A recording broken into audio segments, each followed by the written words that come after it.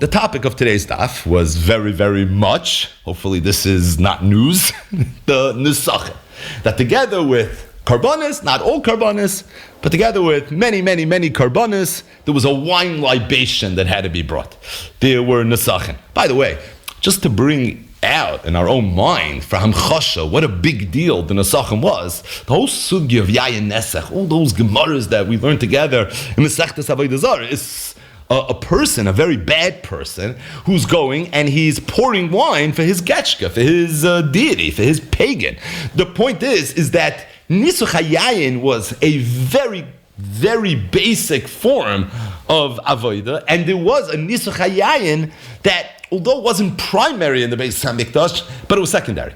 And it was something that came along with many of the karbanas. Now, why was Yayin brought together with karbanis? Al derech hapshat.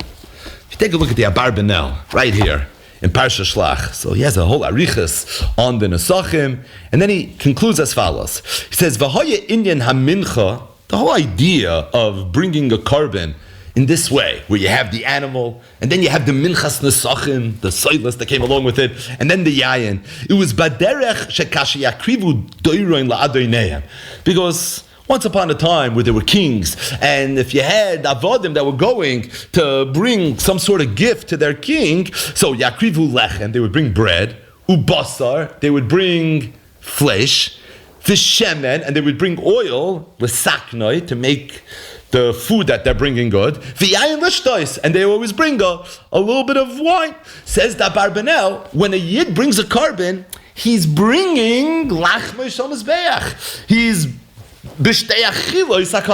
bringing food for HaKadosh Baruch Hu. But by the Eibush, obviously the way you feed HaKadosh Baruch Hu, kaviyachol, is by being makriven on the Mizbeach. But says that Abarbanel, it's kederech, it's pashat the way the Eved used to bring his adlai. He would bring lechem, he would bring basar, he would bring a little bit of shemen, and he would bring yayin. And that's the tzura of the way we're supposed to go ahead, and we're supposed to bring our gifts to HaKadosh Baruch Hu. Of course, the Havana of what the Abarbanel is saying is Ray that we spoke about very much in the Chumash here, and that is that on the most simple level, what the Beis HaMikdash was, what the Mishkan was, is like the Rambam says right in the beginning of Hilchas Beis HaBchira, mitzvah saseh laso is bias l'Hashem. It was a bias for HaKadosh Baruch Hu, and the Ramban talks about this throughout his Pirush al HaTorah in these parashas, and Rabbeinu Bechaya, and really all the Rishonim say this idea in their Nusach, and that is the Mishkan, the Beis HaMikdash, was a bias for HaKadosh Baruch Hu, and Kaviyach the Shechina was living in the Beis HaMikdash. Ramban says that's why Parshas Truma came immediately after Maimon Har Sinai, because Maimon Har Sinai was V'lokachti eschem li la'am. Well, if we're the nation, HaKadosh Baruch Hu is the Melech needs to live amongst the nation. That's always the way it is. And as a result, we have to build a bias. You build a bias for HaKadosh Baruch Hu, and you're spiritually fit. The Eibush is going to come. He's going to be Mashra Shechinasai. And the Ikar Shrois HaShechina was Mibein HaKruvim, Devanayadati, that was the Oren, that's what the Lefnai V'Lefnim is. But a bias has a menorah, a bias has a shulchan. When you go to a bias to greet the king, you bring him food. And that's beside what the karbanos were. But the point that says that Abarbanel, when you understand that in the simplest level, that's what a carbon is, so of course you have to have yayin. Who would ever feed somebody a meal without a little bit of wine? And it's for that reason you're coming to feed HaKadosh Baruch Hu, it's pashut that you would have to give a little bit of yayin. There's another very basic, elementary point that we need to mention as relates to Nesachim, and that is, why are the Nesachim mentioned in Parsha Shlach? Why is it not in Vayikra, not in Tzav, not in Shmini, not in Tazria Mitzayra? Now there's mentions of Nesachim prior to Parsha Shlach, but the Iker Parsha of which karbanos, all the drushes that we saw in today's daf, they're in Parsha Shlach from all places. Why would they not be in the Parshias of Teres Kahanim? So really, the giveaway is right in the beginning of the parsha. Vayidaber shama Moshe le'emer, daber al bnei Yisrael, v'yomarta aleim ki savoyu al eretz Moshe v'yiseichem asher ani noisin lochem. In other words, it seems a little bit from the pasuk that even though there was a mitzvah of Nesachim, but the mitzvah of Nesachim wasn't noyeg until the Yidden came to Eretz Yisrael. Ke'ilu, all the halachas of the karbanos that are mentioned in Teres Kayanim, these halachas that were negay the Mishkan, these halachas that were negay at the time that the Yidden were in the Midbar. But this is already from the mitzvah Satluyus Ba'aretz, and as a result, this is in a separate parsha, and it's mentioned in Parsha Shlach. The Yidden are getting closer to preparing to go to Eretz Yisrael. So it's over here, it's in this context, it's over here that we mentioned. The truth is, the Rishonim all quote a Sefri that discusses whether the Nesachim were taken noyig in the Midbar or they weren't noyig in the Midbar. But on some level, for sure, the Nesachim were be'ikra Eretz Yisrael. It's a pasuk in the Torah, Kisavoy ol Eretz Moish V'Seichem Asher Ani Noisem Mochem V'Asisen Ishal Hashem. It's then and only then that you're supposed to go ahead and bring the Nesachim. So in Pshat, it seems like that's the reason that this was singled out. But it's Adayin Oimed Darsheni. And the reason is because the location of where the Torah mentions the parish of the Nesachim is mamish flabbergasting. And mamish is. Right, where does it say? It's in Parashat Shlach. You know where in Parashat Shlach? Right after the parish of the Meraglim. The Torah mentions the parish of the Meraglim, right? If you look at the pasuk right before this, the last pasuk in Perek Yudalad, Vayered ha'amaleki va'knani ha'yosheb b'harahu vayakum vayaksum ad acharmo. That's the story of the Mapilim. That's the story of Kol Masha Omer L'cha Ba'alavayis Asei Chutz Mitzei with all that Chassidish Heilige Torah. But the bottom line is where did the Torah mention the parish of the Nesachim? It's right after, immediately following the story of the Meraglim. And all the Rishonim asked the Kasha, why in the world would the Torah feel that the right place to mention the Nesachim is over here? I saw the Sforna, it says a Dover Nifla. And it's the Sforna L'Shitasai for those holding in the Chumash Yirim. The Sforna says that to bring a carbon with Nesachim is an add-on to the carbon. Had the Yidden not sinned with the Chet of the Meraglim, they wouldn't have needed that add-on. They could have been Yoitza by bringing the Iker carbon, and that in and of itself would have been enough. Abenoch the Chet of the Meraglim, now they needed their carbon to be Abyssal Mem Mahudar.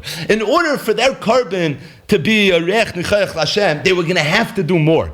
And that's why it's Tafka after the parish of the Meraglim that the Torah said, Ki savoy ol eretz moish v'seichem. Now already you can't just be yoitza with the karbanos of Vayikra. Now you're going to have to go ahead and do more. Why is this the Sforna L'Shitasai? The Sforna, if you remember, holds that the Mishkan was a result of the Chet Egel. He learns like Rashi that the Parshias in Shemois ha'ei muktam ha'mochav Torah, and it was because of the Chet Egel that they needed a Mishkan. In fact, the Sforna says, if you look at the Pesukim, the end of Parshas Yisro, right after the Aseres HaDibris, HaKadosh Baruch Hu says, Mizbach Adama Tasali, right? If I care, don't make it fancy. B'chol mokem asher asker shmi ovei elechu be'articha. You could do whatever you want, wherever you don't need the temples that the Egyptians used to have. Anything is going to be fine. Then all of a sudden, v'asuli mikdash, v'shachanti b'soicham, zav, kesef, nechoshes, tcheles, argomam, abni shem, abnu. What's going on over here? Zok the Sfarna. In a perfect world, had the Yidden not sinned with the Chet Egel, it would have been b'chal makayim. Mizbach adama tasel. You don't have to make all these fancy zachen.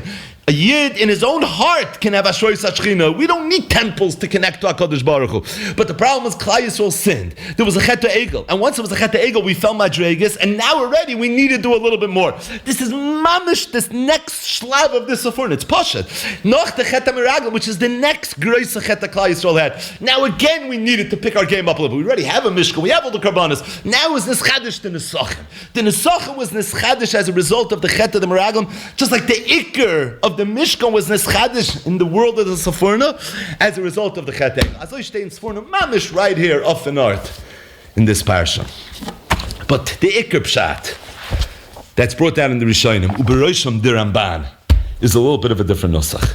The Ramban says, V'ulai hoyo ze'ata. Maybe the reason HaKadosh Baruch Hu was Mitzvah Klal Yisrael with the Inyan of the Nesachim right now was L'nachamam U'lehavticham. It was to give the Yidden Nechama and to give them a haftacha.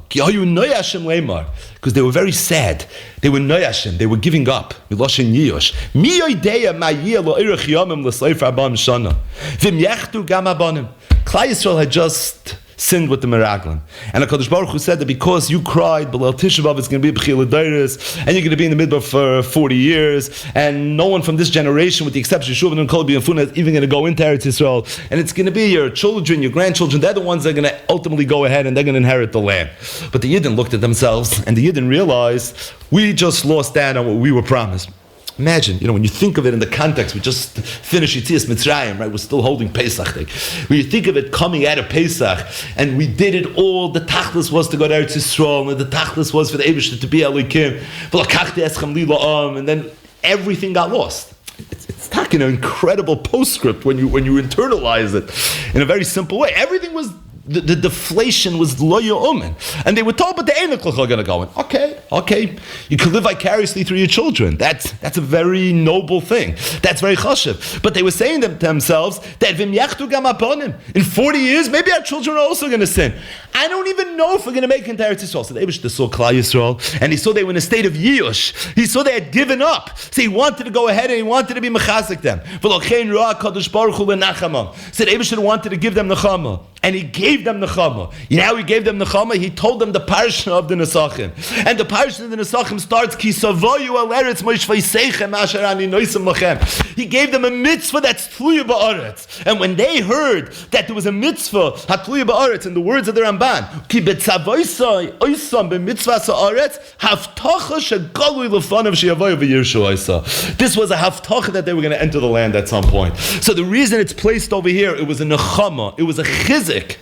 It was to give them a little bit of hope that despite the fact that in their minds right now, who knows if we're going to be zeicha to be able to enter the land. But David just said, no, you're going to be able to enter the land. We mentioned in the past that the Sfas Emes used to say over in the name of his father, Chtush Harim, who said over in the name of the Rebbe Rabbinim, who used to say, so it comes that the whole parsha of the Nesachim was a parsha of Nechama for Klal Yisrael. But why this parsha? There's so many different parashas in the Torah that maybe so many mitzvahs at Klal Yisrael. He said, because the pasuk says, Tnu shecher lo oived v'yayin l'mari nefesh. Lo ivri yayin elu l'nachem avelim. Wine was created to be menachem avel. That's the whole chefs, it's the whole mitzias of wine. It's to give somebody a pick-me-up. That's why the Eibishter created wine, coming off of Yontif. But that's the whole inyan of what Yayin is all about. So said Rebbe Rabbinim, he said the Eibishter wanted to be Menachem Klal Yisrael, like the Ramban said. How was the Eibishter Menachem Klal Yisrael? He was Menachem them with Yayin, because that is the Tachlis, that is the Toyelis. That's exactly what wine does. Lulei de Mistafina,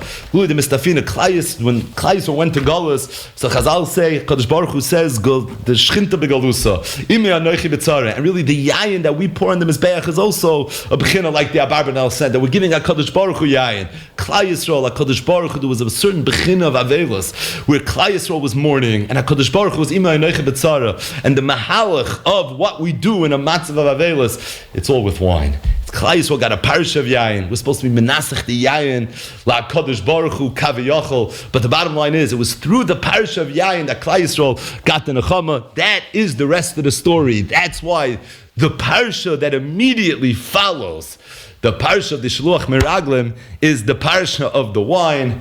We'll save the second raid bite for tomorrow, and we will stop here.